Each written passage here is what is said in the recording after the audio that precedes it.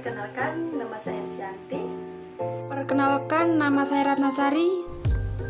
Perkenalkan, nama saya Leni Dia Fitriasi. Perkenalkan, nama saya Mia Hani Rosada. Perkenalkan, saya Tantri Wiyakartina. Perkenalkan, nama saya Senaka. Perkenalkan, nama saya Mila Saputri. Perkenalkan, nama saya Franciscus Fransungan. Saya Paulina Yunika. Di sini saya akan menjelaskan tentang sejarah berdirinya marketplace Lazada. Lazada saat ini dikuasai oleh Alcron berasal dari Cina Alibaba yang memegang mayoritas sahamnya. Sebenarnya dari mana Lazada dan siapa yang mendirikannya? Bagi yang belum tahu, Lazada didirikan oleh Rocket Internet, sebuah perusahaan internet yang berkantor pusat di Berlin, Jerman. Lazada diketahui berdiri sejak 2011 dan berkantor pusat di Singapura. Wajar saja, Lazada memang menyasar pada Asia Tenggara. Website Lazada diluncurkan Maret 2012 dengan model bisnis memiliki barang di gudang sendiri untuk dijual online. Barulah setahun berikutnya, toko pihak ketiga bisnis berjualan di Lazada, yang sekarang beroperasi di Indonesia, Singapura, Malaysia, Filipina, Thailand, dan Vietnam. Katanya, Lazada ingin meniru model bisnis retail online terbesar di dunia, yaitu Amazon, untuk menaklukkan pasar Asia Tenggara. Terlebih Amazon sendiri terkesan belum serius mengarah pada pasar Asia. Banyak investor lalu tertarik menyuntikkan dana ke Lazada. Sebut saja nama besar seperti JP Morgan, retail Swedia Kinnevik, sampai raksasa retail Inggris Tesco yang menjadi investor Lazada pada November 2014. Raksasa telekomunikasi Singapura Temasek Holding juga menyuntikkan dana sebesar 250 juta. Hingga akhirnya kiprah Lazada untuk menarik perhatian Alibaba yang ingin terjun di pasar e-com Asia. Seperti diberitakan, Lazada saat ini telah dikuasai oleh Alibaba yang memberikan dana total 1 miliar dan membuat valuasi Lazada bernilai 1,5 miliar. Separuh di antaranya untuk membeli mayoritas saham di Lazada. Rocket Internet sendiri menjual 9,1% sahamnya ke Alibaba senilai 130 juta, dan kini kepemilikan sahamnya tinggal 8,8%, sedangkan Tesco menjual 8,6% sahamnya, dan saat ini tinggal memiliki 8,3% saham di Lazada. Sebenarnya masih merugi tahun 2014. Lazada membukukan revenue sebesar 154,3 juta, naik 2 kali lipat dari tahun sebelumnya. Namun mereka merugi sampai 152,5 juta. Tetapi memang misi bisnis startup e-com semacam Lazada adalah untuk mengincar laba jangka panjang. B. Pengertian marketplace Lazada. Lazada Marketplace adalah penjual yang memasarkan atau menjual produknya di Lazada dan memproses pesanan. Penjual juga menyediakan produk, harga, dan informasi dari produk. Cara menggunakan aplikasi Lazada. Untuk menggunakan layanan berbelanja di Lazada, pengguna diwajibkan untuk memiliki akun terlebih dahulu. Untuk mendaftar atau membuat akun bisa dilakukan dengan klik login pada halaman muka Lazada. Lalu akan muncul pop-up untuk login, dan di situ ada menu untuk mendaftar.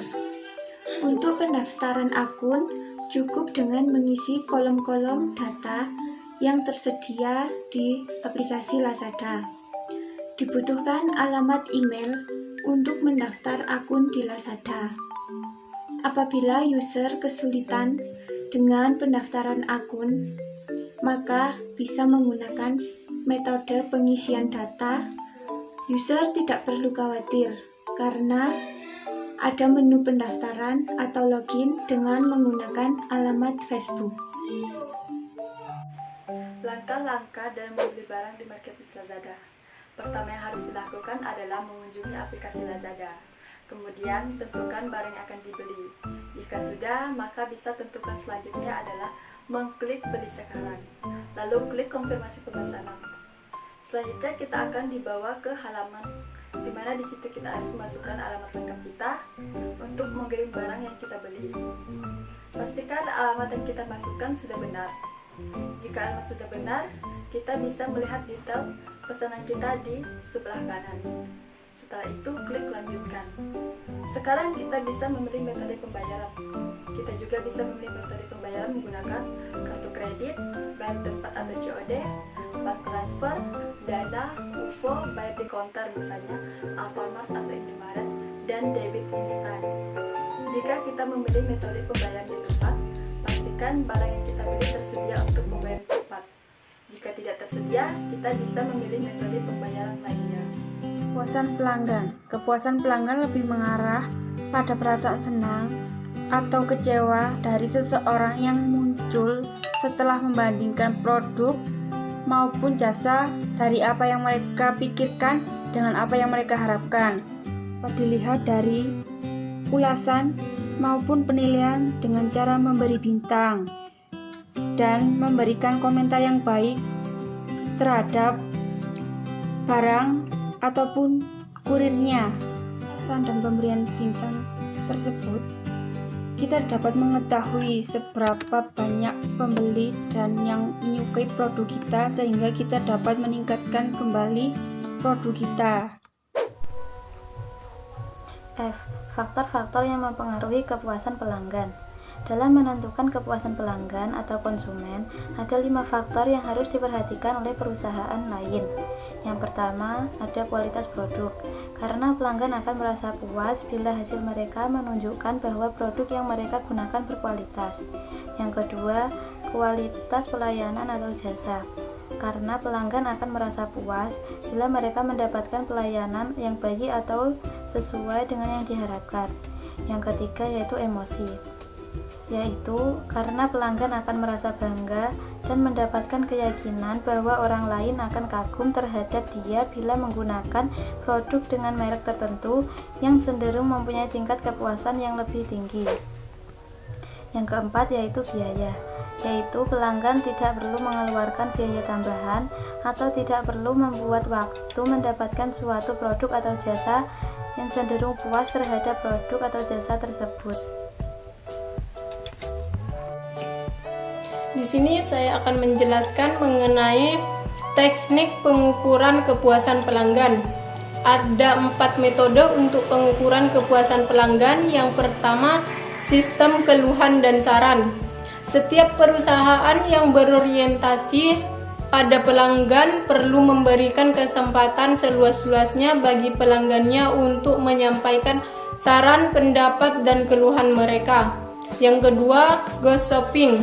Metode ini dengan menggerakkan beberapa orang untuk bersikap sebagai pelanggan atau pembeli potensial produk perusahaan dan pesaing.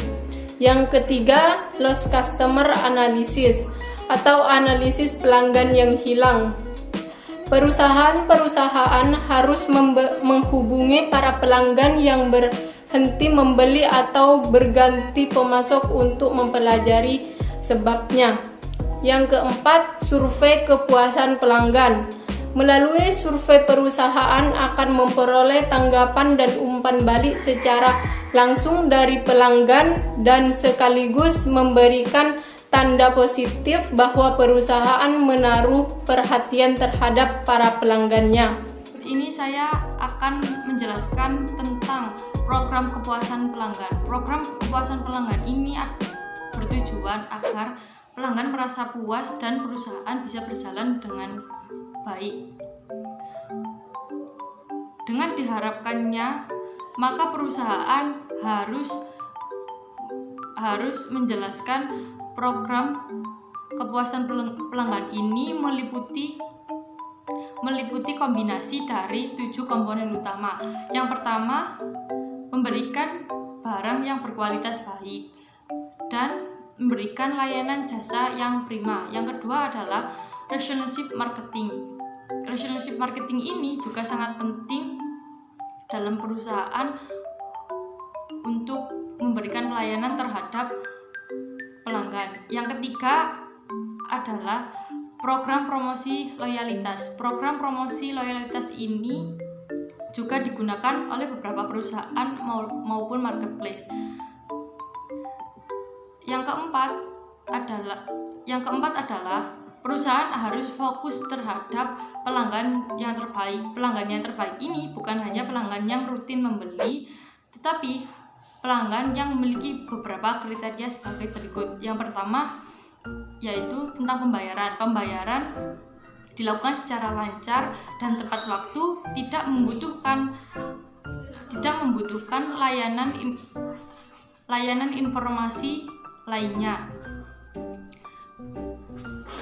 Dan pelanggan juga bisa mengetahui bagaimana cara berkomunikasi dengan perusahaan dengan baik. Dan poin terpenting yaitu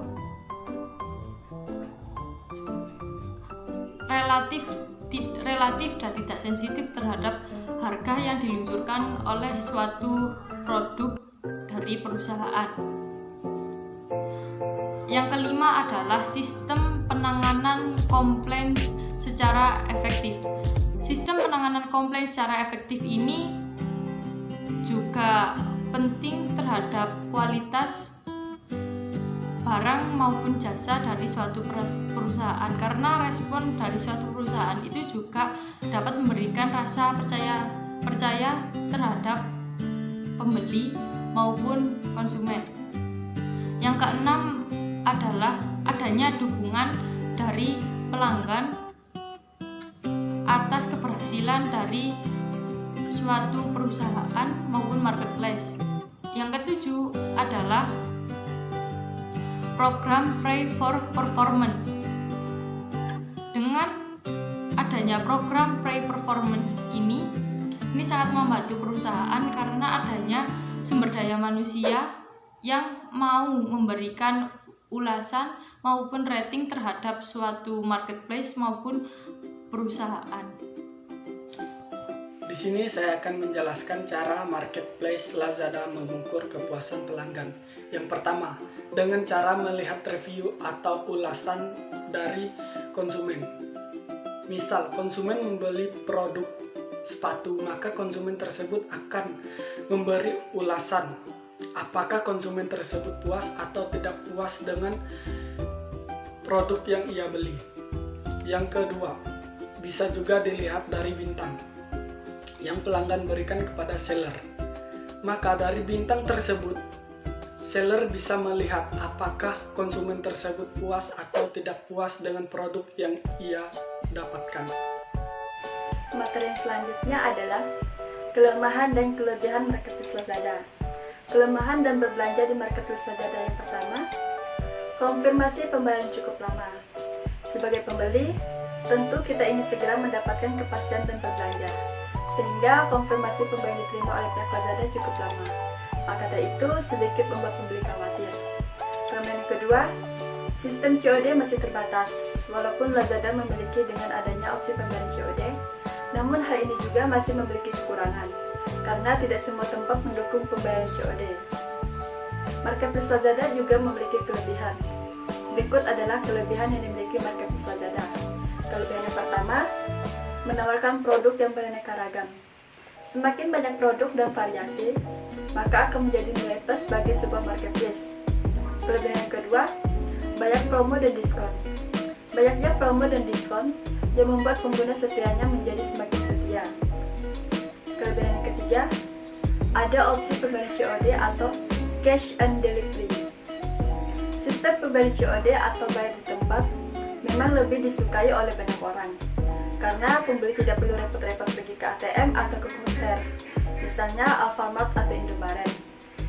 Kelebihan yang keempat, ada gratis ongkir.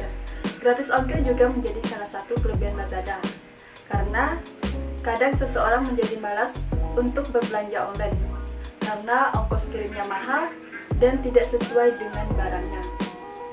Dengan adanya program gratis ongkir, maka hal ini menjadi nilai plus di mata pengguna. Kelebihan yang kelima, tampilan website bersahabat. Salah satu kendala seseorang enggan untuk berbelanja online adalah karena bingung dengan caranya. Maka dari itu, Lazada hadir dengan tampilan bersahabat dan mudah dimengerti oleh penggunanya.